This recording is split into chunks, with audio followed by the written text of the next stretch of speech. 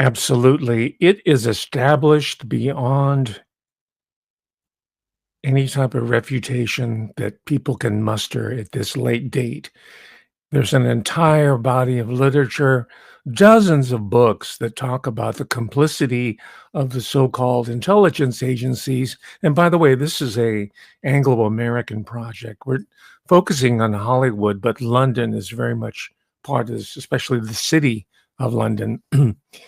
But the research is in, even academic research is not just the people that we see on YouTube and the retooled comedians who are presenting it like they just discovered the moon, right? The whole field has been glutted by these characters who are going for the punchline.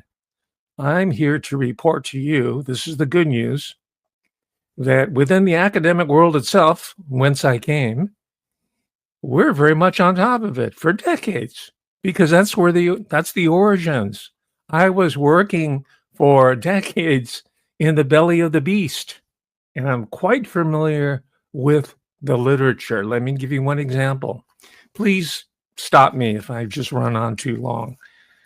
Just yesterday, I did a marathon session on Anthology 4, released by the Beatles group with Scott Williamson, who runs a really great program called Pop Goes the 60s. And it's not fluff at all. It's very, very deep. So I didn't get a chance to show off this new academic journal published by the University of Liverpool. Whoa, It's, lovely. it's called the Journal of Beatles Studies. I have the very first issue here. And as I was getting ready, because I was plucking off material off of my bookshelf here, as I was prepping for my appearance here today, I was just looking at some of the articles, and one of them attracted me immediately. It says, this is an academic journal. It says, Beatlemania, an informational cascades and spectacular success. Okay, that's pretty interesting. But what was really fascinating to me that it was authored by one of the main theorists of what he calls cognitive infiltration. Right? That yes, I see your eyes whitening. It's just ponderous academic language for mind buggery. Cognitive infiltration. Write that one down. Drop that in your conversation at your next cocktail party. But I it's don't go written out, by Professor, Cass but I R. will. Sunstein. Cass R. Sunstein. He's one of the architects officially installed. He's from the University of Chicago, I believe, a professor of law. He was with the Obama administration. He was embedded within it. So when I tell you that this is an academic enterprise from beginning to end, I mean it. Do not be confused by the pop-up pundits, as I call them, who have infiltrated the zone to trivialize what is at bottom an attempt to take over the consciousness, the thought, the behavior of the human species comprehensively. And it's being done incrementally with advances in technology. We're hovering on the AI revolution right now, but it really begins with radio, telephony, then the silent era of films, classic cinema, golden age, which we're going to be focusing on today, and popular music, such as the Beatles. And I mentioned the Beatles intentionally because when people hear the word Hollywood and mind control, they shut off already by now because of the your bro shows, as I call them. You know what I'm talking about? Joe Rogan, like, bro. And you'll know because their favorite word is dude. Dude, We did you don't we know that don't the say dude CIA, on this show. You're you safe. know, I don't think so. If you do, it's all is forgiven. But they're telling us, yeah, the CIA was involved with mind control. Did you know that? And Tavistock created the Beatles. Okay, that stuff it has swamped the whole discussion here. Part of it's true, but it's really trivializing something that's much deeper, and definitely it keeps us for arriving at solutions. Well, what are we going to do about it? We have all this great knowledge, this great intellect called Joe Rogan, the head bro, who spawned a bunch of wannabes, clones, puffing away on his doobie with Elon Musk. Oh, yeah, he is so cool. But these are all retooled stand-up comedians. It's a great profession. I'm not putting that down. But these characters are in my world. That's my octagon. That's my ring.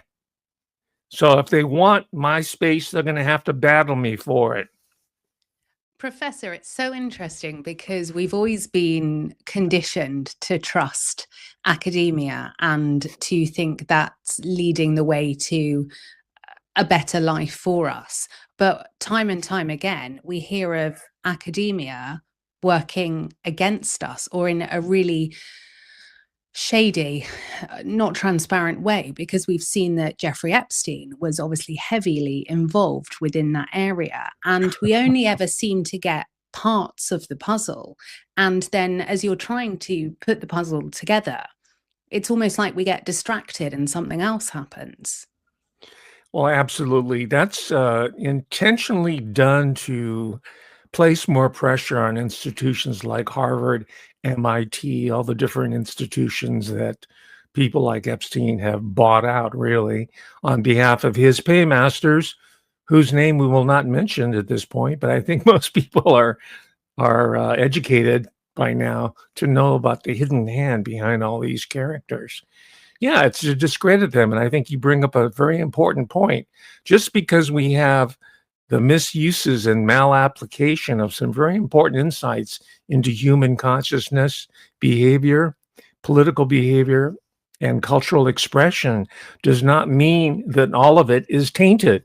And this is also true for our approach to actors, because in the graphic for this particular show, we have one Tom Hanks and juxtaposed with who's the other character? Also a controlled asset, right? Tom Cruise. Tom, okay, how could I forget? I try to blot him out of my imagination. So we default to these characters like this, but we also have individuals such as this, James Woods. I'm reading a critical biography of him and his work here. We have people like Mel Gibson.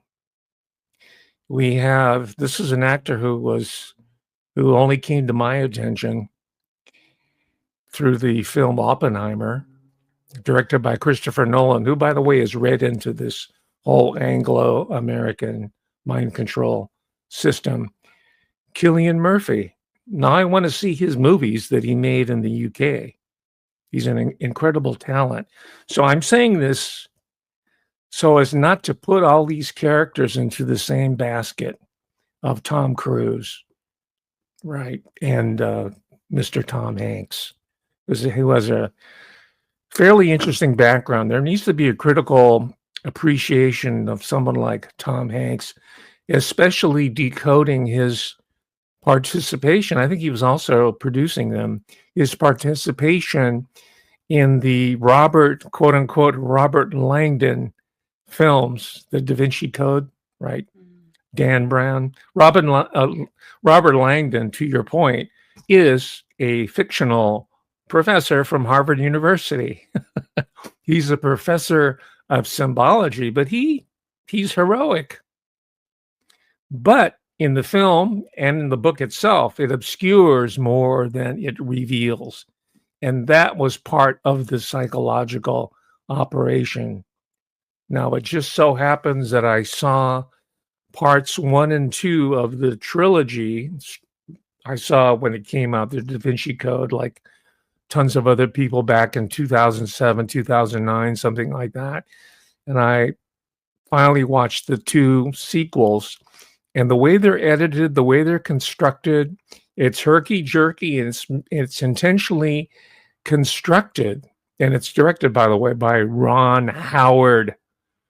And the American audience here will recognize him as a child actor from television, American television, the Andy Griffith Show. He grew up and became a director of these Tom Hanks type movies.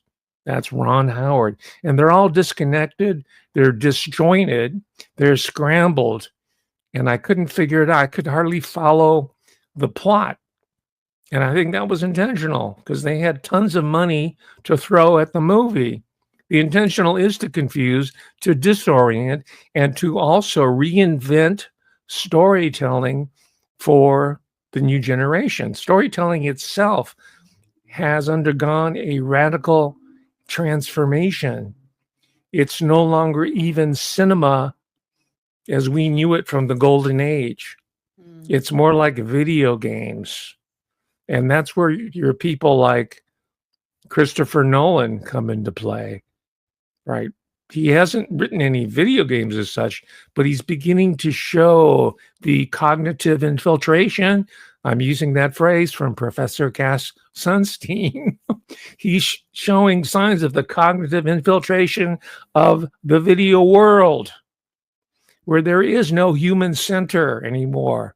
The POV, the point of view, the perspective, the humanity of the individual, the hero with 1,000 faces, as the other psyop operative, Joseph Campbell, called it, no longer obtains.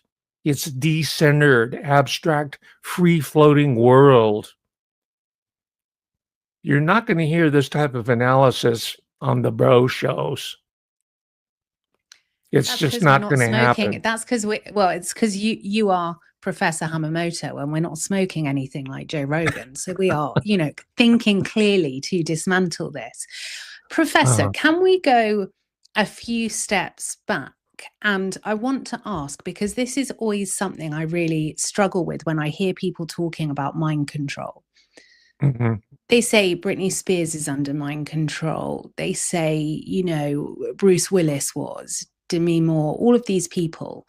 And we're told it's the 3-letter agency that recruit and have them under their wing.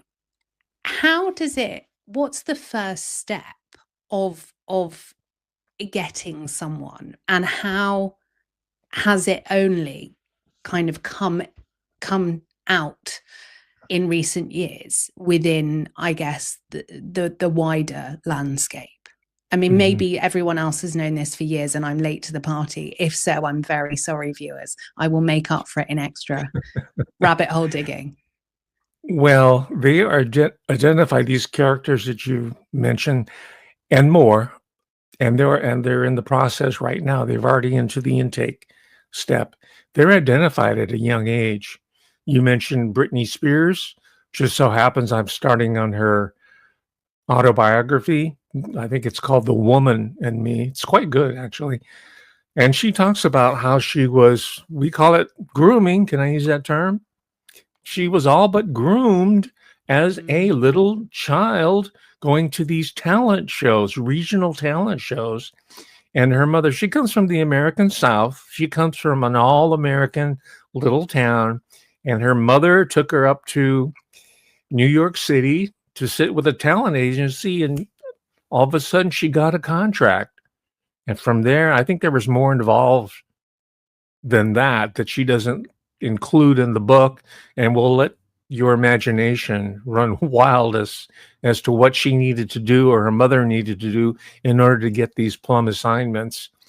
And then she wound up, hey, this is no surprise to most people, she wound up with the Disney organization. Yeah. Along with her first great love, Justin Timberlake. And Ryan Gosling and Christina Aguilera. You know your history. They all come from the same rotten tree. Yeah. Now, I'm not blaming them. It's part of, most people know this by now. It's really common information on the Bro Show about the Disney organization headed by Robert Iger. And they also control the platforms on the remainder of legacy television, like the Jimmy Kimmel Show. There's a late night chat show called Jimmy Kimmel. That's run by Disney. ABC is a Disney company. And they made a big show of firing him because he doesn't have an audience anymore. They're watching the Shaun Attwood show. The Generation Z are watching YouTube, not Jimmy Kimmel. And they reinstated him because of supposed protest by all the boomers who haven't found out about the internet yet. And those are the shows where people like Britney Spears and some of the other celebrities have been ruled out, but they start young. I think Demi Moore was also a child actor, and she came up, I think, in my attention, she came up during the Breakfast Club period. There was a whole cohort of people that were cast like the Mickey Mouse Club as an ensemble in the Breakfast Club, and they had all these other characters who spun off. Demi Moore was one of the main ones who made it. Do they know they are under mind control?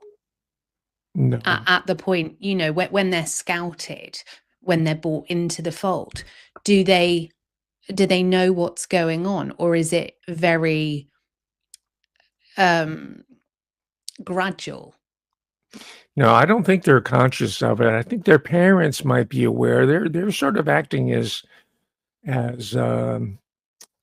facilitators, to put it kindly. I could use the word pimp, but that might be a little bit too harsh, because most parents want the best for their child. If the child says, "Mommy, I want to sing, I want to dance, I want to perform, I feel like I want to act," if they have the means, they'll try to make that dream come true.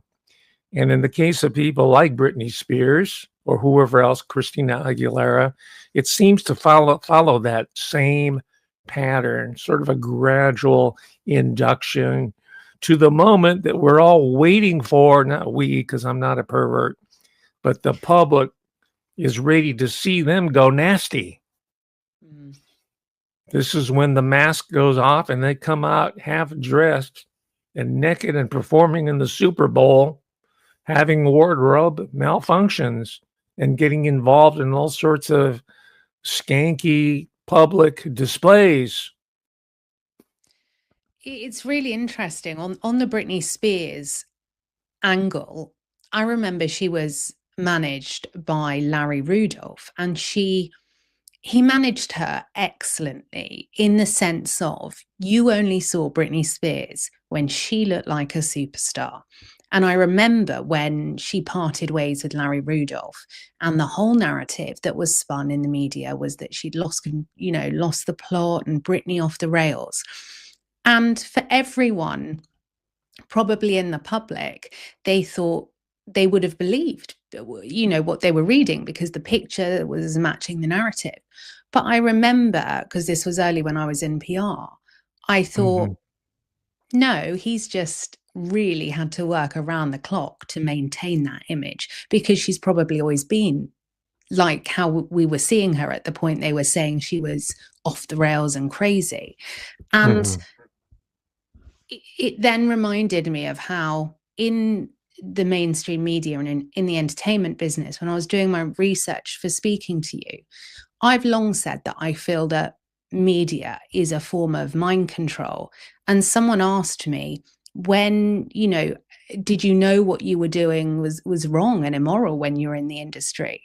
And I never knew, and no one ever sat down and said, this is the narrative the clients need to follow. But you're almost indoctrinated into it, and then when you leave mainstream, you just come up for air, and it's like, whoa. Is this kind of how it works with the likes of Britney, when they're coming into Absolutely. it? I think that that is universal to any large-scale institution. The majority of the people who enter it, including academia, by the way, have good intentions. Well, I want to learn about humanity. I'm going to craft something called cultural forensics and explain why we're in such a pickle as a species. right? But then gradually, you're elevated degree by degree, and then you finally realize that you're not really serving this purpose that you came in for. You were probably working for the Luciferian agenda, right? These pyramidal induction systems go back to ancient Egypt, and every total institution operates on that same basis. The military, corporations, academia, the clergy, absolutely, show business. Now, the reason that they keep reproducing themselves is because the yearning for stories and tales and mythologies and song and dance and aesthetic expression and reception and audience and the need for communal catharsis is innate up until now. I think they're trying to engineer the behavioral engineers. When I say they, it's a behavioral science that I'm referring to. I'll get more specific later if you want, or you can subscribe to my Patreon and I'll send you the articles where they're putting it out. Professor, let's take a Yes. moment. Everyone Yes. grab a pen, get your phone. What is your Patreon? Let's get you some extra followers. All right. There's the YouTube channel, and it's been artificially suppressed for 5 years now. And I have a Patreon account by the same name, Professor Hamamoto. You'll get a lot of extras. I would like to see more Generation Z people, or as they are called affectionately, Zoomers, especially those who are really the ones that grew up with video games. It's still an alien world to me, but I think understanding video games is going to be crucial to anticipate what we're going to be facing. The bro people, the ones who are high on dope and are spinoffs from the Joe Rogan show, are just going to be smoking the the leaf, right? The magic potion, and we're just going to be in a spin cycle. I want to get beyond it, and I want to get to the point where we are going to craft our own art and cut out Bob Iger and Disney and Wall Street, the City of London, and all the bloodlines, the Illuminati bloodlines that are controlling and manufacturing our consciousness. We can do it, but we have to understand the history. And Professor, it is when we say Illuminati bloodlines and go down that rabbit hole, that is absolutely correct, that the people in charge of this mass brainwashing and industrial military mind control come from the same bloodlines. Mm-hmm. Yeah. Did you understand that when you first started out in the public relations industry? No, I fell into PR by accident, but my dad was in PR. But in entertainment, it is interesting because very rarely in entertainment and music do you have people that aren't in some way connected to the industry. Aha. It's a culture, isn't it? It's a subculture. Yeah. And it's a legacy. Because I'm asking these questions because I want to understand why, despite the fact that all the bro shows know that it's bad for us and the alphabet agencies, why it keeps reproducing itself. Because it's like a rhizomatic system. It's not a root system that you can just pull up the weeds and it's going to disappear. It goes through, in your case or in many other cases, it goes through transgenerational knowledge and experience and contacts, of course, networks that are rhizomatic in nature. That's why they by definition they can't be uprooted.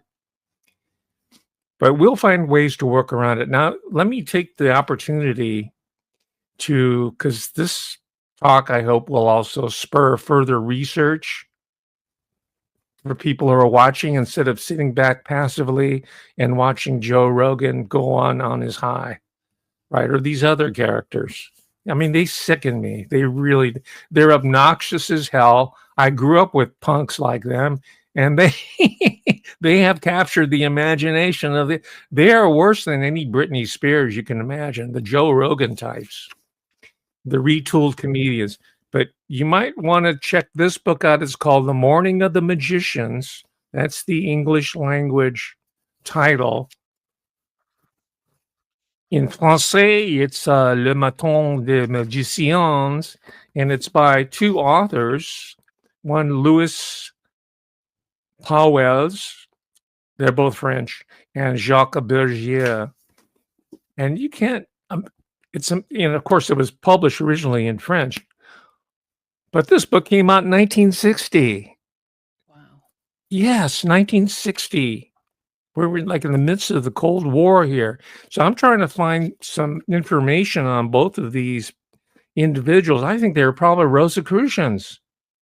And they were spilling the whole plot because most of what we're seeing on the Joe Rogan show and all the pop-up pundits, all the recycled information, your Whitney Webb material, all of these characters, your Candace, oh, I'm sorry to mention her name. She doesn't need any more publicity. I love her, Professor. It comes from texts like this. Yeah. Right, this is all recycled. So we have to get out of the spin cycle and find out how to come up with our truly alternative culture. This is what John Winston Lennon was saying before he was whacked by said three-letter agencies at age 40. The anniversary of assassination is coming up in this month of December. John Winston Lennon, his middle name after Winston Churchill. He was a proud Englishman of Irish extraction. And he knew the truth. He was getting off the EMI, electronics musical instruments is what supposedly stands for. EMI Studios is where they did most of their recording. They renamed it to Abbey Road. I've been there. It's wonderful. It's like a pilgrimage to me. But EMI also stands for electromagnetic interference. EMI. And I think the people who you're in PR, you know about advertising. Your father was an advertising man. You know how they like to play with these anagrams and these codes and these initials. EMI, and that's what we're getting. We're getting electromagnetic interference is getting plugged right into our system, our sensory system with the so-called iPods. Well, it's like television as well. I saw this in Out of Shadows, the documentary Television. And you think, how did I never think that's what it was before? Yeah. And it's known as a medium because it's not well done. That's an old joke. And Auntie Beebe is one of the pioneers in it because they were at the forefront of all the technologies necessary to transmit these incredibly informative and entertaining and entertaining information. And recently, Auntie Beebe was busted for re-editing a Donald Trump talk or a speech. They do this consistently. And this rear guard, this is why I'm calling this an Anglo-American operation. And Donald Trump, ladies and gentlemen, is a foe of the larger Anglo-American tyrannical system, which includes making America first as a political economic system, not the City of London, but mainstream USA. So don't lose hope.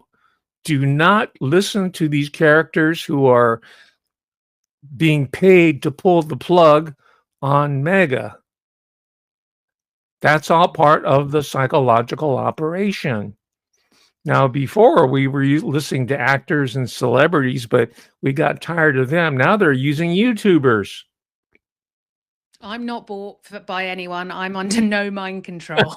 I would not be, compliant enough for that, Professor.